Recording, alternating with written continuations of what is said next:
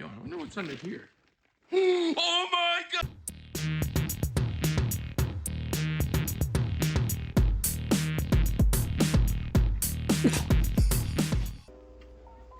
They did it again. They made another printer. They made the X2D. What used to be speculation is reality sitting literally right in front of me.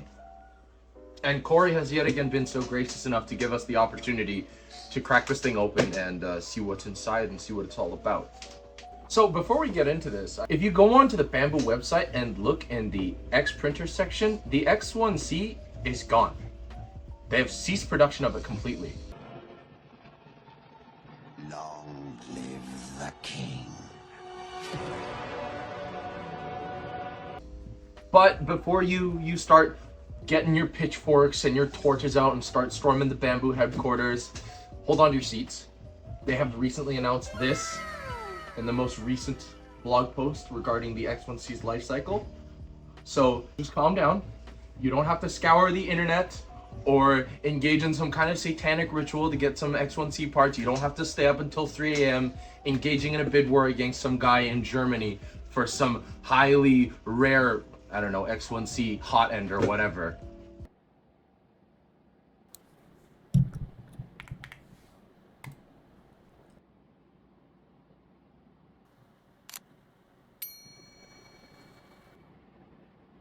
Shit!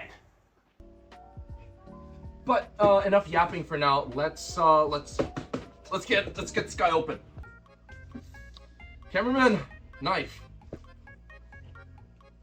Oh. Oh. Time for you to look at what's inside. Surprise, surprise! It's a manual. And a toolbox, nothing we haven't seen before. And then more plastic foam. You know, I was eating at a seafood boil place and I was thinking like, as they brought the crabs out, you know, I was thinking like, shit, that's like the same bag they use for the printers. That's a big lobster. I'm gonna like put this on the side and use your glutes and you're gonna look, oh.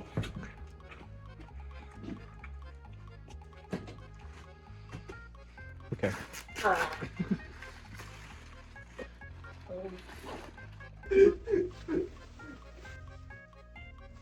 Same deal as usual. You know what? Maybe I do wanna. Maybe I do wanna be literate.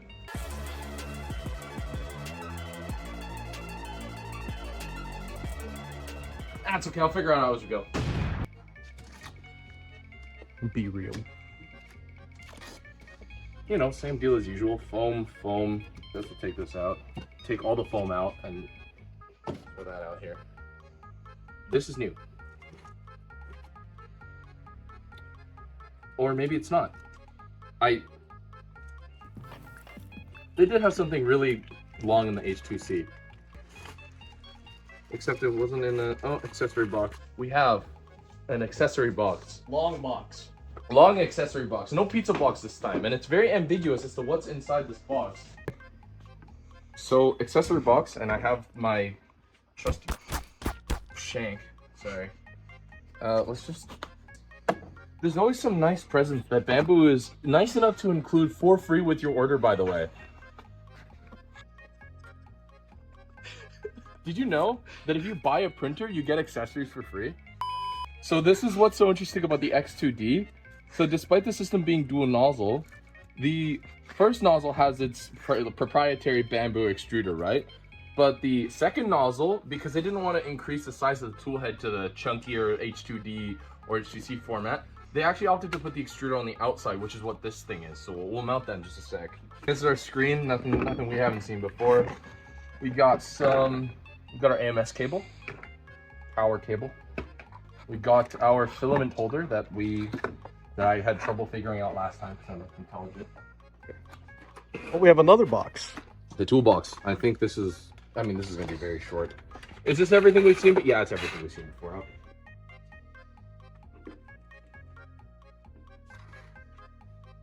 As tradition ensues,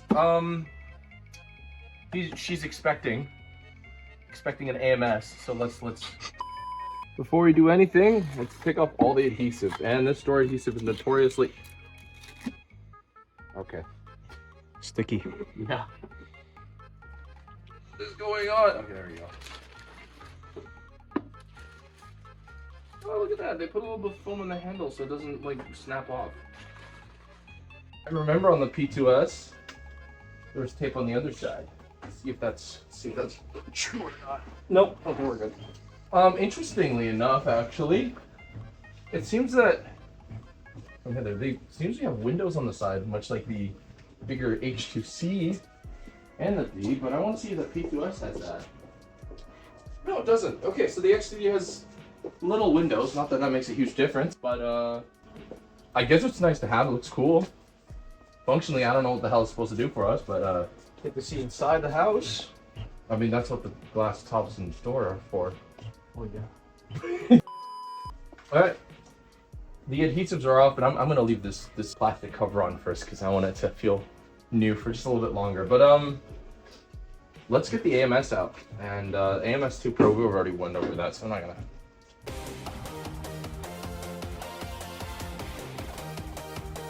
Is it just me, or I feel like they put more foam in here this time? There is more foam. It's more contoured too.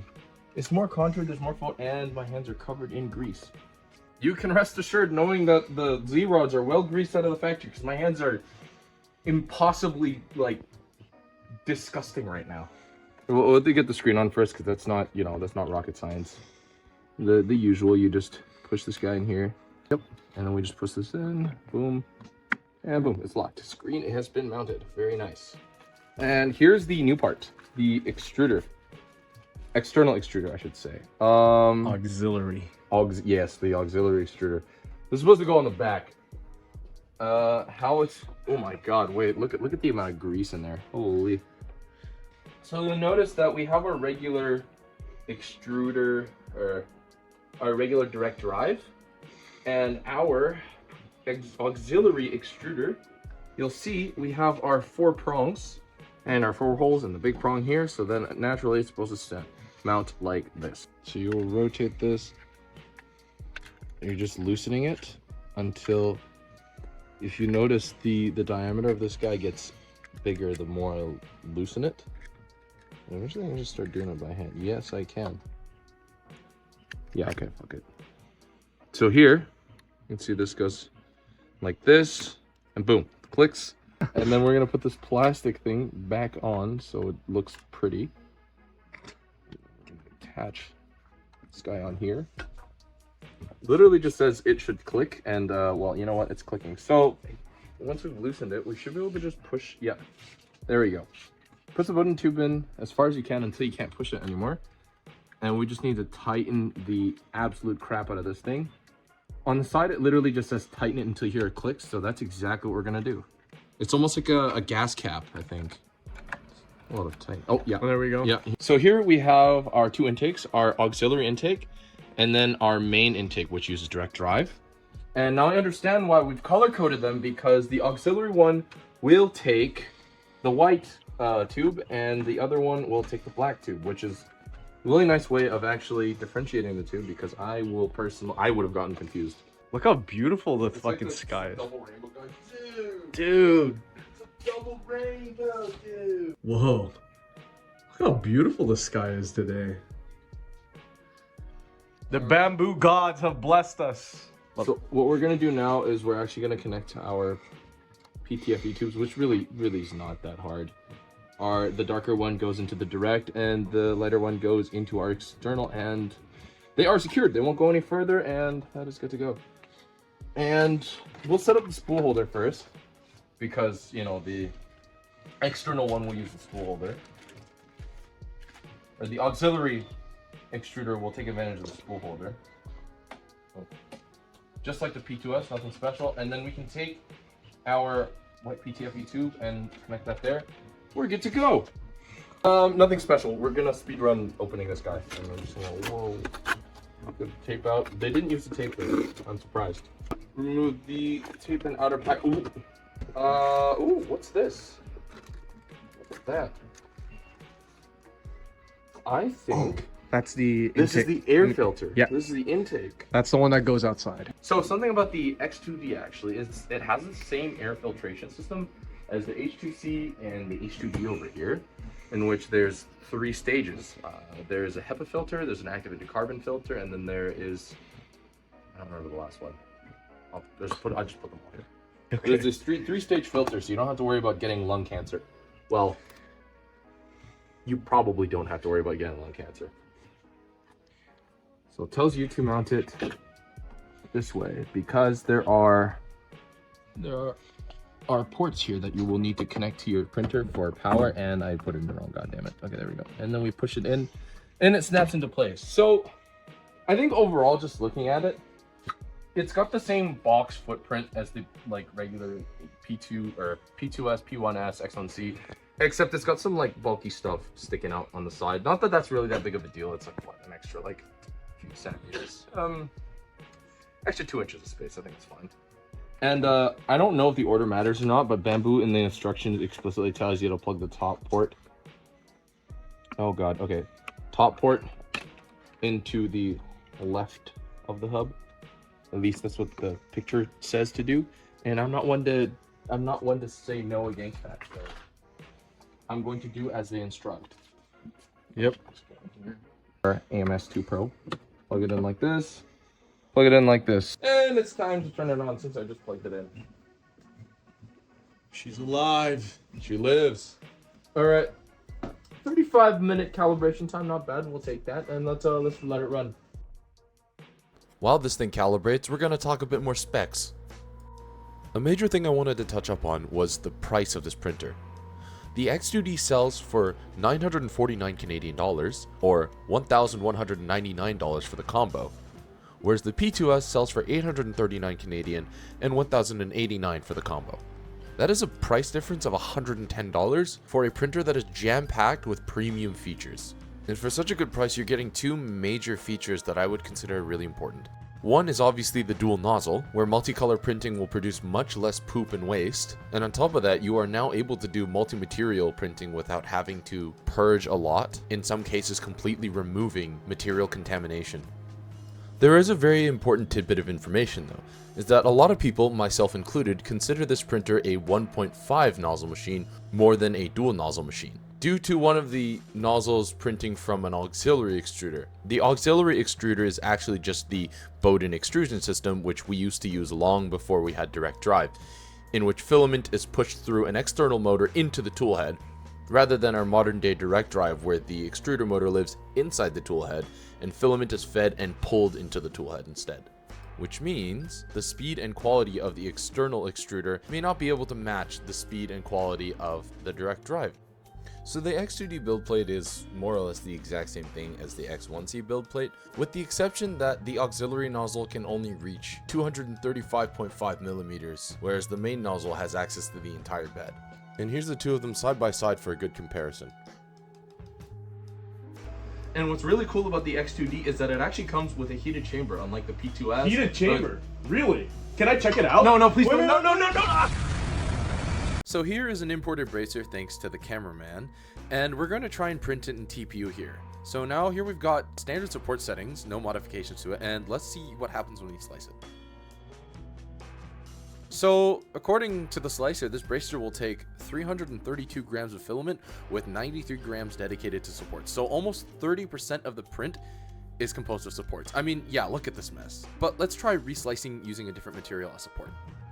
And so for here in our use case for TPU, Bambu explicitly states in their wiki that PLA is the best support for TPU, and that we should try using white or lighter colors as to avoid the supports from bleeding color onto the print. But you have free will, and you should definitely experiment to see what other materials work, such as PETG. Just know that your mileage may vary. So now we're going to hop down to the support settings and set the support material to PLA. A prompt pops up asking if we'd like to use the optimal settings when we're using different materials for supports. And so I'm just going to hit yes. And now we slice. And unsurprisingly, there is no TPU being used for support, so that's great. But there is now a need for a purge tower, which consumes 60 out of the 300 grams of material, which brings us down to approximately 20% of the material going to the tower. whereas a total of 213 grams of PLA is being used for both purge as well as supports. Wasteful? Maybe, but you're not dedicating your primary material for something like support, so in the end it still saves you. Now you're probably wondering, what's the deal with this printer? Well, Bambu likes to frame the X2D as an affordable dual extruder printer, in which it definitely is, given the price point. But because of its unique dual nozzle design where one head is Bowden driven and the other one is direct drive driven, leads me to believe that this is probably aimed more towards engineer-centric audience, further bolstered by the fact that it comes with a heated chamber. All things considered though, most people will probably look at this printer and think either, hey, it's $110 more, let's just get it, or two, why do I need to buy this? In a weird kind of way, it doesn't feel like it has much identity to it, though it'll absolutely deliver on quality. So I think it's best if we just look at it as more of a side grade to the P2S more than an upgrade. In the end, if you really want to fork up $110, give it a shot, I don't see why not. Now this leaves me with one question in particular. What's next? Bambu's been taking the time to refresh every single printer line. Maybe we can speculate that the A line will also get a refresh. A2 Max maybe? Who knows? I guess we'll just have to wait and see. I am very eager to hear what you guys think of the X2D. Maybe leave a comment down below letting me know what you think. And as always, please consider subscribing. It helps the channel grow immensely and lets me keep making these silly videos for you guys to watch. That being said, thank you very much for watching, and I'll see you in the next video.